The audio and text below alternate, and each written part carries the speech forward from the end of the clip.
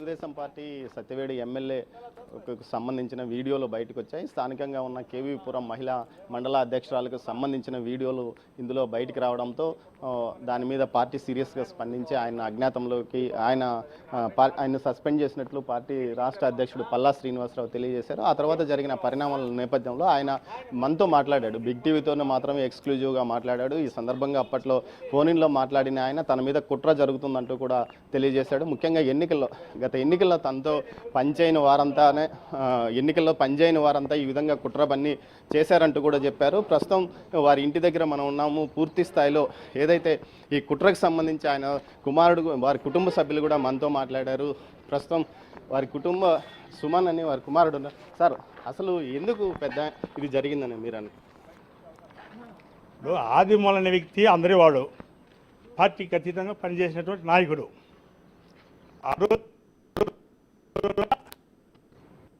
నా పైన వచ్చిన తర్వాత దాదాపు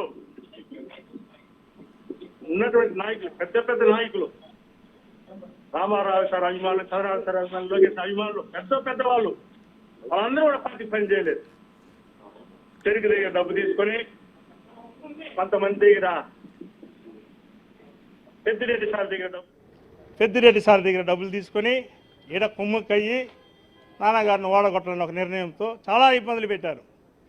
కానీ మంచి చెడు అనేది రెండు జాతి నా గుండెల్లో ఉండేది. నేను లోకేష్ని కలిసిన తర్వాతనే దాదాపు నా పైన కూడా ఆ రోజు 50-60 సంవత్సరాలు ఉన్నటువంటి పెద్ద మనుషులు, ఆ పెద్ద అమ్మలకు చిన్నమ్మలకు కూడా చెప్తున్నా, వాళ్ళ మొహం కూడా చూడాల, వారే నన్ను సుమన్ అనే వ్యక్తి లాగినని చెప్పారు తిరుపతి ప్రెస్ క్లబ్లో. కానీ ఎమ్మెల్యే అయిన తర్వాత రోజు తిరుగుతూ ఉన్నటువంటి నాన్నగారిని వారి యొక్క స్వార్థం కోసం, వారి యొక్క పదవి కోసం చాలా నీచంగా ప్రవర్తించడం ఇది చాలా అవమానకరం. కుట్ర జరిగిందంట. ఇది రాజకీయ కుట్ర తప్ప ఇంకా వేరేటువంటి ఆలోచన లేదు. ఒకవేళ మీరు అనుకున్నంత వరకు జరిగి ఉంటే, మనం కానీ వాళ్ళు ఇబ్బంది పెట్టుంటే దేవుడు మొటికాయలు వేస్తాడు. ఈ రాజకీయ కూడా ఈమె పార్టీకి పని చేయలేదు. ఈ పదవుల కోసం దాదాపు నా దగ్గర 50 నుంచి 60 సార్లు అపాయింట్మెంట్ తీసుకున్న అడిగితే నేను ఇవ్వలా. ఎందుకంటే తెలుగుదేశం పార్టీలో కష్టపడిన వాళ్ళు నా గుండెల్లో ఉంటారు. కష్టపడిన వాళ్ళకి నా పక్కన కూడా చోటు లేదు. అలాంటి భాగంలో ఈరోజు నామినేట్ పదవి కోసం నాన్నగారు ఏదైనా లోకేష్ అన్నగారు బలంతోనే చేస్తాము, అధిష్టాన నిర్ణయంతో చెప్పడం జరిగింది క్లియర్గా. ఆ ఉద్దేశంతో వీళ్ళు నాయన ఇబ్బంది పెట్టాలని, నాన్నగారి మంచి పేరుని చెడగొట్టాలని కొట్టడంతో భాగంగా దేవుడు తప్పకుండా మొట్టికాయలు. మీరు చంద్రబాబు నాయుడిని కలవబోతున్నారు.